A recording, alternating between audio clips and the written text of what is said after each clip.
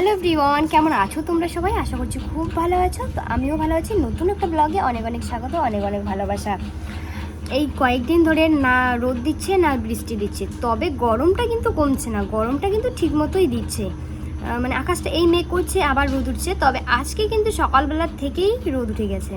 তো যেহেতু রোদ উঠে গিয়েছে আর কাঁথাটা ভিজে গিয়েছিল যে সেদিন, তো শুকায়নি দিকে কিন্তু একটা কেমন যেন গন্ধ বের হয়ে গিয়েছে। মা আজকে দেখেছে যে রোদ উঠে গিয়েছে, সকালবেলা উঠেই কাঁথাটা কেচে দিয়েছে, কেচে দিয়ে রোদের মধ্যে দিয়েছে।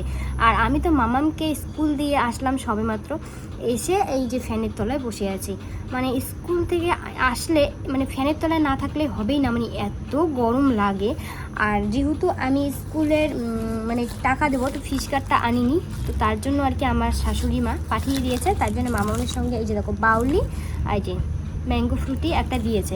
তবে যেহেতু আজকে ফোন করেনি, কালকে আমাকে বলছিল যে পাঠিয়ে দিবে, তবে কালকে আমি যাইনি কারণ বাবা চলে গিয়েছিল দেখে স্কুলে আর যাওয়া হয়নি।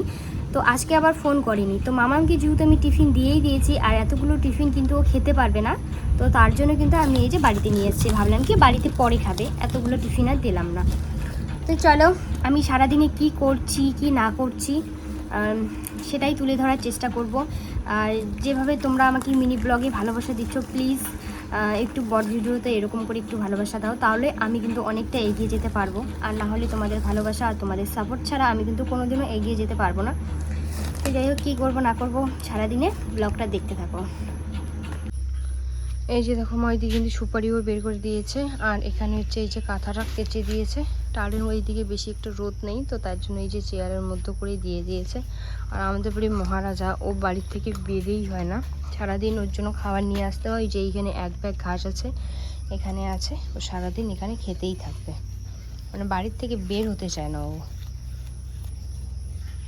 মা আবারও প্লাস্টিকে আজকে ডাল দিয়ে দিচ্ছে, এত বারণ করা সত্ত্বেও বলছে আজকে মনে নেই, কাপড়ই দিতে বলেছিলাম, প্লাস্টিকে দিলে নাকি ক্ষতি করে। তো মা বলছিল আজকে থেকে আর দেবো না, কারণ আমরা সাদা কাপড়েই দিয়ে দিই। তবে মাম্মা মাঝে আসছে তো সাদা কাপড়টা দেখেছে, ওই সাদা কাপড়টা দিয়ে পাকা ঘর লেপে নিয়েছে।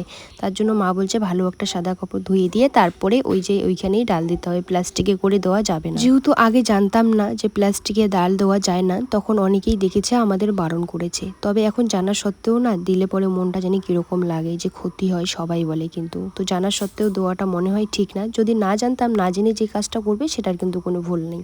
তো মা বলছে যে কাপড় একটা ধুয়ে দিতে হবে, তারপরে প্রত্যেকদিন ওই কাপড়েই ডাল সেদ্ধ বসাতে হবে। মা আজ পিসিদের বাড়ি থেকে সকালবেলায় নিয়ে এসেছে সুরিমানা ফুল। এই ফুলগুলো খেলে মানে জন্ডিস কমে, তারপরে অলস পালায়। এই ছালগুলো দিয়েও কিন্তু মানুষ গরম জল করে স্নান করে অলস পালায়, তারপরে জন্ডিস সারে।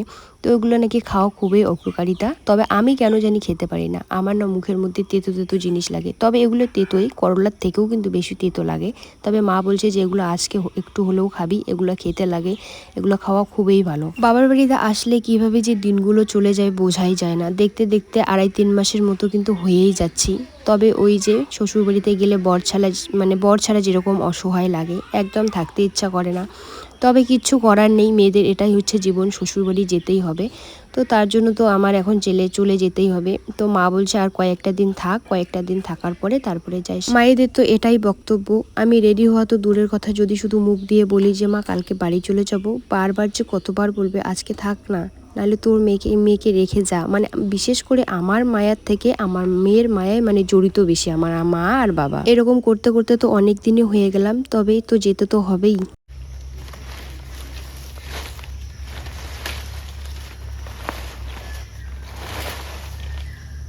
তো মাকে ওইদিকে সুরিমেলা ফুলগুলো কেটে দিয়ে ধুয়েও দিয়ে দিলাম। আর বাবা যে সেদিন এসেছিল, নারকেল এই যে কাঠিগুলো কেটে দিয়েছে, তো সেগুলো আর ছোলাই হয়নি। তো ভাবলাম না, যেহেতু বসেই আছি, মা ওইদিকে রান্নাটা সারছে, তো এইদিকে আমি এগুলো ছুলে নিয়ে নিই। তার জন্য এখন এই যে বসে পড়লাম ছোলার কাজে। আমাদের এই নারকেল কাঠি কিন্তু কিনতে হয় না, বাড়ির মধ্যেই হয়। যেহেতু এই গাছটা কিন্তু নতুন, আমাদের কিন্তু পুরনো গাছও আছে মানে ওই সাইডে, সেটা তোমাদের দেখানো হয়নি। আমার ঠাকুরদাদা নাকি লাগিয়েছে, সেই গাছেও কিন্তু অনেক কাঠি হয়, মানে আমাদের আর কিনতে হয় না, যেগুলো হয় সেগুলো দিয়ে আমাদের চলে যায়।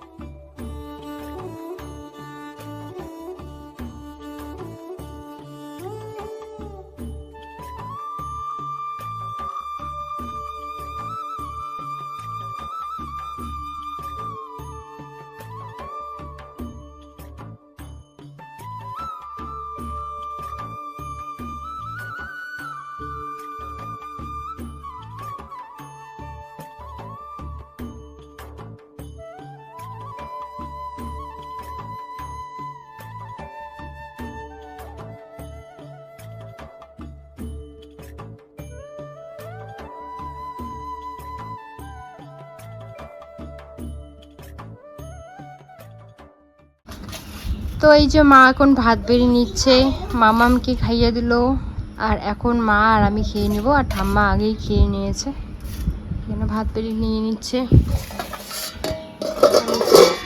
এগুলো কি মা? ছুরিমালা ফুল, হ্যাঁ মনে হারিয়ে গেছে, আমি তো বেছে দিলাম। ছুরিমালা ফুলের ভাজা দেখো কতটুকু হয়েছে। এখানে ছুরিমালা ফুলের ভাজা, ডিম ভাজা, আলু ভাজা, আর তার সঙ্গে হচ্ছে আলু সেদ্ধ করে নিয়েছে একটু, আর হচ্ছে এখানে ডাল। আজকে এগুলোই হচ্ছে দুপুরের খাবার দাবার, আবার এগুলো দিয়েই খাবো।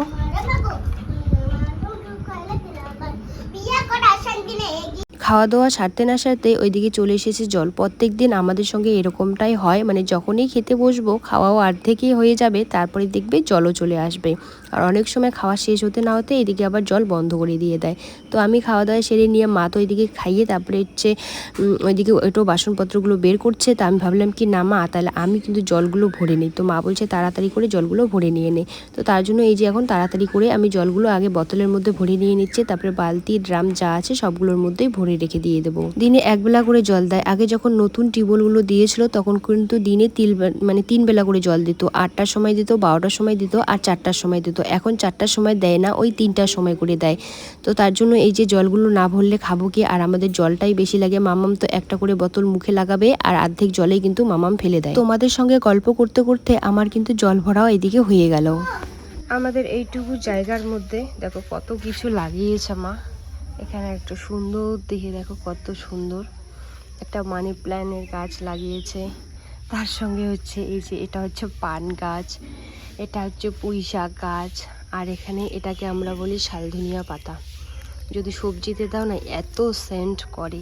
তার সঙ্গে হচ্ছে এখানে একটা ফুলের গাছ, তার ওইদিকে হচ্ছে এই যে লঙ্কা গাছ। মানে এইটুকু জায়গার মধ্যে কত কিছু লাগিয়েছে, কিন্তু একটাও কিন্তু ভালো মতো হয়নি।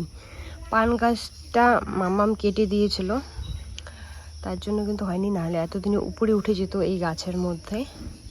আর এখানে আবার একটা লাগিয়েছে শেফালি ফুলের গাছ।